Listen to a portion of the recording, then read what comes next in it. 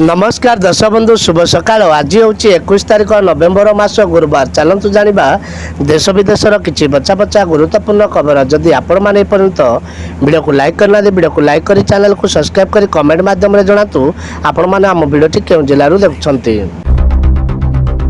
पुणी एक लघुचाप पानीपाग को नहीं बड़ खबर। वर्तमान राज्य में धान कटा आरंभ होता बेले बेले पानीपाग को नहीं बड़ अपडेट सामना को आछि। आंचलिक पानीपाग विभाग पक्षर गुरुत्वपूर्ण सूचना देछि। बंगोपसागर आसुछि आउ एक लघुचाप पुणी एक घूर्णिबलय सृष्टि होबाकु थिबा कहिछि पानीपाग विभाग। महिला मानक पाई गृहलक्ष्मी योजना मिल 24,000 टंका। दर्शक बंधु भारत सरकार देशर महिला सशक्तिकरण प्रोत्साहित करुछंती। समाज में महिला अंशग्रहण वृद्धि पाई सरकार नूतन उद्यम करुछंती।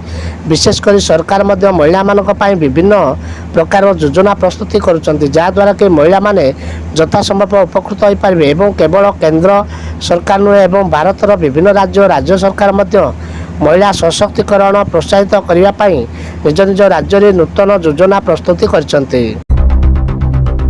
सरुचि राशन कार्ड ई-केवाईसी अवधि लिंक बिना मिलबनी राशन बा मागणा चाउल बा गहम। राज्य में 70 लाख हिताधिकारी बाद पड़ पारती राशन रु। नवेम्बर 30 राशन पाई सरकार ई-केवाईसी को बाध्यतामूलक करथिबा बेले एथिपाई दिया जायतिबा अवधि शेष होबाकू जाउछि। आउ हिताधिकारी माने 10 दिन रही आउ जे जाए 70 लाख पर हिताधिकारी को करना ई-केवाईसी। राज्य में मागणा चाउल पाई 3,36,35,918 हिताधिकारी ना रही।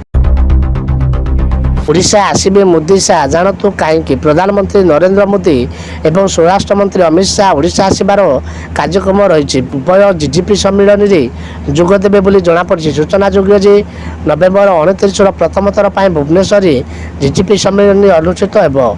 29 रु 31 पर्यंत 3 दिन धरी अनुष्ठित होगा सम्मिलन में राज्यगुड़िकर सुरक्षा व्यवस्था को नहीं आलोचना हो पारे। सेंट्रल बैंक ऑफ इंडिया रे नियुक्ति 15 प्रकार पद पर आवेदन आरंभ। जदि आपण जड़े चाकरी खोजुंट बा उद्यम कर सेंट्रल बैंक ऑफ इंडिया पक्षर आसी एक बड़ नियुक्ति सुजोग मोट 253 पद पूरण हम। एपाई आवेदन प्रक्रिया आरंभ हो जाइए। इच्छुक प्रार्थी मैंने तोली दि जाता लिंक को जाई विशेषज्ञ तथ्य पाइबा सहित आवेदन करें। अनुसूचित जाति और जाति प्रार्थी आवेदन फीस 175 टंका रही बेले अन्य प्रार्थी 850 टंका रही।